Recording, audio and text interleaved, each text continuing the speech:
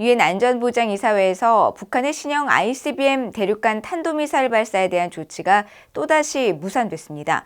한국 정부는 북한에 잇따른 탄도미사일 도발을 규탄하면서 안보리의 단합과 단호한 대응을 거듭 강조했는데, 앞서 북한 군부 최고위층은 안보리 회의 직전 미국을 비난하며 위협하는 담화를 발표했습니다. 조상진 기자가 보도합니다. 한국 외교부는 정례 브리핑에서 북한의 최근 신형 고체연료 ICBM 대륙간 탄도미사일 화성 18형 발사에 대해 안보리 결의를 명백히 위반하며 영내 긴장을 심각하게 고조시키고 있다면서 강력히 규탄했습니다. 이어 유엔 안보리가 별다른 조치를 내리지 못한 데 대해 안보리의 단호하고 단합된 대응의 필요성을 거듭 강조했습니다. 우리 정부는 북한의 반복되는 안보리 결의 위반에 대해 안보리 차원의 단호하고 단합된 대응이 필요하다는 입장을 견지하고 있습니다. 이를 위해 안보리 이사국들을 견인하기 위한 노력을 계속해서 기울여 나갈 것입니다. 이와 관련해 외교부 당국자는 일부 이사국에 대해서 외교 양자 채널을 통해서도 북한 핵과 미사일 위협에 대응해야 한다는 필요성을 협의하고 소통하고 있다고 설명했습니다.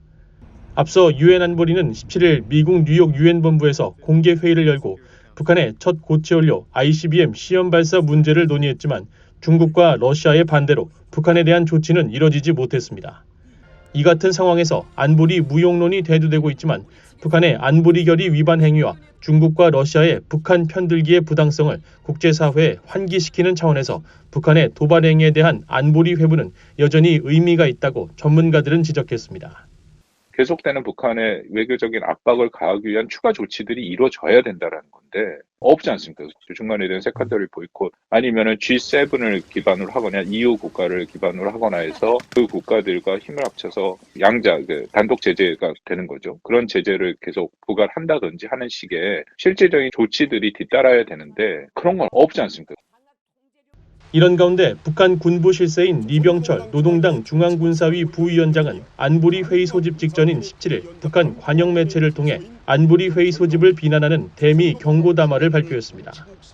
특히 북한의 신형 전략 무기 개발은 미국의 가중된 군사적 위협으로부터 국가를 수호하고 전쟁을 억제하기 위한 합법적인 자위력 강화 조치라고 주장하면서 미국이 정치 군사적 도발 행위를 중단하지 않고 거듭되는 경고를 무시한다면 더욱 분명한 안보위기 위협을 느끼도록 조치를 취할 것이라고 위협했습니다.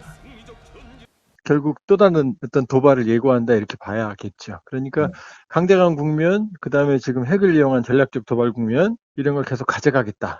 그러니까 안보리와는 관계없이 자신들이 마이웨이를 가겠다 이런 거라고 보여지고요. 그리고 지금 뭐 전략무기 개발이 아직 끝난 게 아니기 때문에 시험도 계속 할 필요가 있거든요. 북한이 군 최고위층 명의로 안보리 회의 개최 직전 담화를 낸 것은 전 세계를 향한 고도의 선전전이라는 분석도 나옵니다. 북한의 입장을 전 세계에 전파하는 좋은 기회로 안보리 상임이사회를 활용했다. 그 내용상으로 보면은 주로 군사적인 문제이기 때문에 외교부가 아니라 이병철이 직접 나서가지고 이야기를 했다. 이를테면은 북한이 자기 목소리에 힘을 실어가지고 세상에 전파하는 거가 뭐 이병철급 정도였지 않았나 하는 생각이 듭니다.